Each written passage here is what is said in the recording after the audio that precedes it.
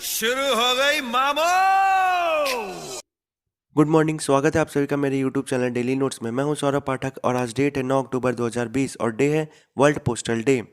इस वीडियो में जितने भी महत्वपूर्ण प्रश्न आप सभी को दिखाए जाएंगे उन सभी प्रश्नों की पीडीएफ फाइल आप सभी मेरे टेलीग्राम चैनल से डाउनलोड कर सकते हैं। टेलीग्राम चैनल का लिंक वीडियो के डिस्क्रिप्शन पर दिया हुआ है। शुभारंभ करते हैं आज की क्लास। पहला प्रश्न, हाल ही में इंडियन एयरफोर्स डे कब मनाया गया?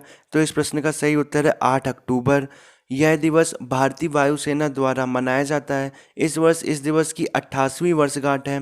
भारतीय वायुसेना की आधिकारिक तौर पर स्थापना ब्रिटिश साम्राज्य द्वारा रॉयल भारतीय वायुसेना के रूप में 8 अक्टूबर 1932 को हुई थी और 1950 में इसका नाम बदलकर भारतीय वायुसेना कर दिया गया था। इस प्रश्न से संबंधित महत्वपूर्ण तथ्य, IAF इसका full form Indian air force होता है। इसका मुख्यालय नई दिल्ली में है। इसकी स्थापना 8 अक्टूबर 1932 को हुई थी। इसके वायुसेना वर्तमान के जो कि वायुसेना अध्यक्ष राकेश कुमार सिंह भदौरिया जी हैं।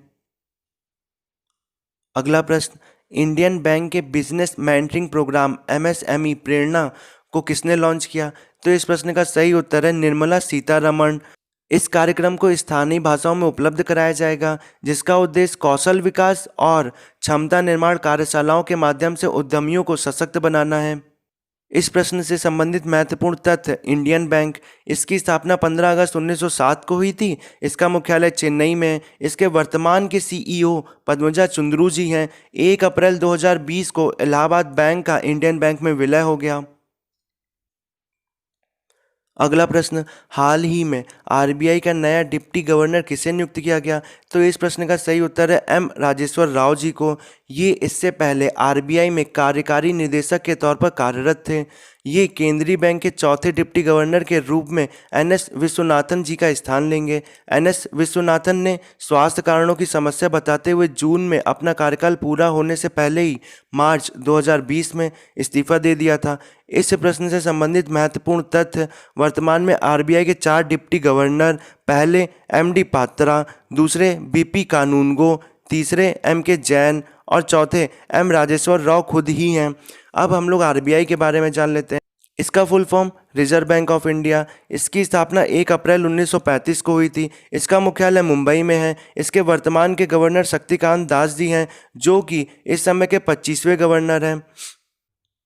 अगला प्रश्न, डिजिटल सेवा सेतु कार्यक्रम की शुरुआत किस राज्य में हुई? तो इस प्रश्न का सही उत्तर है गुजरात।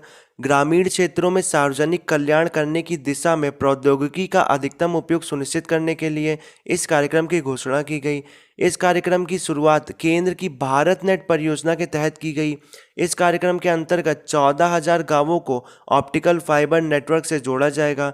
इस कार्यक्रम के तहत गांव के निवासियों को राशन कार्ड, विधवा, मूल निवास, जाति, वरिष्ठ नागरिक, भाषा आधारित अल्पसंख्यक, अस्थायी और आय प्रमाण पत्र जैसी 20 सुविधाएं दी जाएंगी। इस प्रश्न से संबंधित महत्वपूर्ण तथ्य, गुजरात।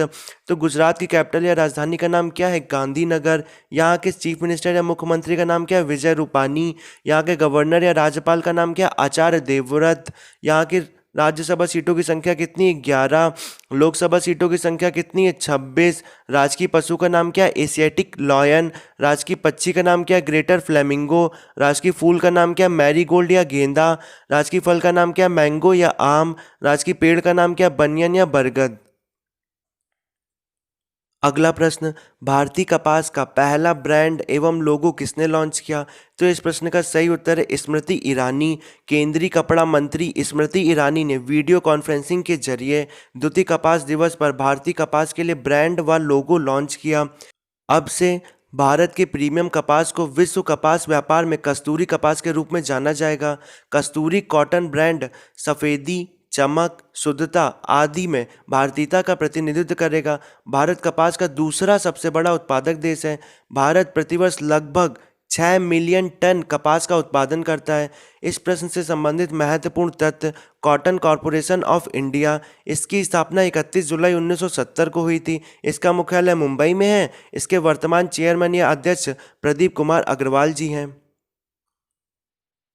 अगला प्रश्न, 2020 का साहित्य नोबेल पुरस्कार कितने लोगों को मिला? तो इस प्रश्न का सही उत्तर है एक। 2020 का साहित्य नोबेल पुरस्कार लुइस ग्लूक को उनकी बेमिसाल काव्य आवाज़ के लिए दिया गया। इनका जन्म 1943 में न्यूयॉर्क में हुआ था। ये बहुत ही खूबसूरती के साथ व्यक्तिगत अस्तित्व को सार्वभौमिक बनाती हैं। यह पुरस्कार स्वीडिश एकेडमी स्टॉकहोम स्वीडन द्वारा दिया जाता है। इन्हें 1993 में पुलित्जर पुरस्कार और 2014 में राष्ट्रीय पुस्तक पुरस्कार जैसे कई अन्य प्रतिष्ठित पुरस्कार मिले हैं। अगला प्रश्न, आईपीपीबी के नए एमडी और सीईओ कौन होंगे? तो इस प्रश्न का सही उत्तर है जे वेंकट रमू। ये सुरेश सेठी जी का स्थान लेंगे, जिन्होंने मार्च 2020 तक इस पद पर काम किया था। वेंकट रमू वर्तमान में इक्विटॉस स्मॉल फाइनेंस बैंक में मुख्य डिजिटल अधिकारी के रूप में कार्यरत हैं। ये आगामी 3 सालों के लिए आईपीपीबी यानी इंडियन पोस्ट पेमेंट बैंक के एमडी और सीईओ रहेंगे। इस प्रश्न से संबंधित महत्वपूर्ण तथ्य, आईपीपीबी इसका full form Indian post payments bank होता है। इसकी स्थापना 1 सितंबर 2018 को मोदी जी द्वारा की गई थी। इसका मुख्यालय नई दिल्ली में है। इसके वर्तमान के चेयरमैन या अध्यक्ष पीके बिसोई जी हैं। अगला प्रश्न, हाल ही में कहाँ के प्रधानमंत्री ने इस्तीफा दिया? तो इस प्रश्न का सही उत्तर है कुवैत। कुवैत के प्रधानमंत्री सबा अल खालिद अल सबा के नेतृत्व वाली कुवैती सरकार ने नवंबर 2020 में होने वाली आगामी चुनाव के चलते अमीर नवाफ अल अहमद अल जबर अल सबा को अपना इस्तीफा सौंपा।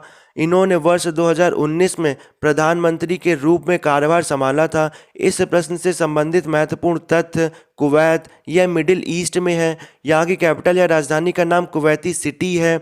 यहाँ की करेंसी का नाम कुवैती दिनार है। यहाँ के वर्तमान अमीर शेख मेसाल अल अहमद अल जबर अल सबा हैं। अगला प्रश्न, रूस द्वारा किस हाइपरसोनिक मिसाइल का सफल परीक्षण किया गया? तो इस प्रश्न का सही उत्तर है इनमें से कोई नहीं।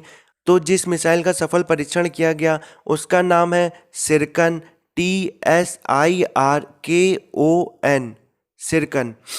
रूस ने आर्कटिक में यह सफल परीक्षण किया। इस मिसाइल को व्हाइट आर्क रूसी आर्कटिक में एडमिरल गोर्स्कोव फ्रिगेट से लॉन्च किया गया था। इस मिसाइल ने 28 किलोमीटर की अधिकतम ऊंचाई के साथ 450 किलोमीटर की दूरी तय की और यह महज 4.5 मिनट में ही मैक 8 पर हाइपरसोनिक स्पीड तक पहुंच गई। यह मिसाइल एक scramjet powered antiship hypersonic cruise missile है। इस प्रश्न से संबंधित महत्वपूर्ण तथ्य, रूस या रसिया, इसकी कैपिटल या राजधानी का नाम मॉस्को है। यहाँ की करेंसी का नाम रूसी रूबल है। यहाँ के वर्तमान प्रेसिडेंट व्लादिमीर पुतिन हैं। अगला प्रश्न, सरकार द्वारा किस ऑनलाइन स्टार्टअप प्लेटफॉर्म को लॉन्च किया गया? तो इस प्रश्न का सही उत्तर है स्टार्टअप इंडिया शोकेस। DPIIT यानी कि department of promotion of industry and internal trade ने स्टार्टअप के लिए यह प्लेटफॉर्म ऑनलाइन खोज के लिए शुरू किया।